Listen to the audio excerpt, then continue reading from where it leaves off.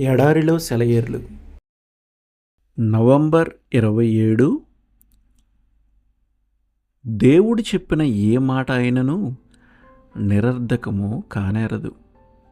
లూకా సువార్త 1:37. హిమాలయ పర్వతాల్లో ఎక్కడో పైన ప్రతి ఏడు దేవుడు ఒక అద్భుతాన్ని చేస్తుంటాడు. మంచు కురిసిన చోట్ల ఐసుగడ్డలు కట్టి మట్టిని గట్టిగా కప్పేసి ఉంటాయి. ఎండ, వెలుతురు, చలిరాత్రుల వణికింపు ఆ నేలను తాకదు. ఆ మంచుగడ్డలను చీల్చుకొని అత్యంత ఆకర్షణీయమైన పూలు బయటకు వచ్చి వికసిస్తాయి. గడిచిన ఎండాకాలమంతా ఆ మొక్క నేల మీద పాగుతూ తన ఆకులను, కొమ్మలను వ్యాపింపచేస్తుంది. సూర్యరశ్మినంతా ఆత్రంగా తాగుతుంది. ఆ వేడిమినంతటినీ చలికాలం పొడుగునా తన వేళ్లలో భద్రంగా దాచుకుంటుంది.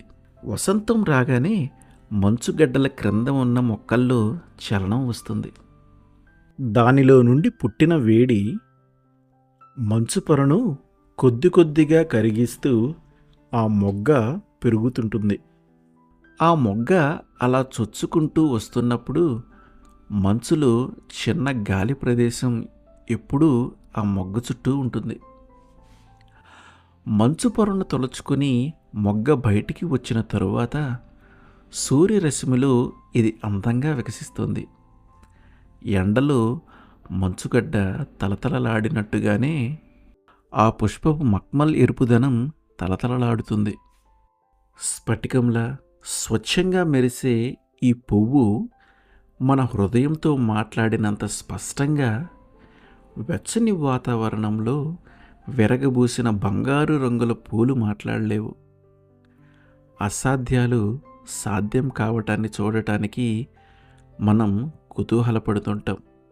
దేవునికి కూడా ఇదే ఇష్టం. చివరిదాకా ఎదుర్కోండి. మానవపరమైన ఆశలు, ప్రయత్నాలన్నీ దేవుని శక్తికి ఆటంకాలే. ఎదురైన కష్టాలన్నింటినీ పడేసి మూట కట్టండి. మీరు వేయగలిగినన్నిటినీ వేసి మోపు కట్టండి. ఇది అసాధ్యం అనే ప్రసక్తి తేవద్దు. విశ్వాసం దేవుని వైపుకు చూస్తుంది. మన దేవుడు అసాధ్యాలకు దేవుడు. ఆమేన్.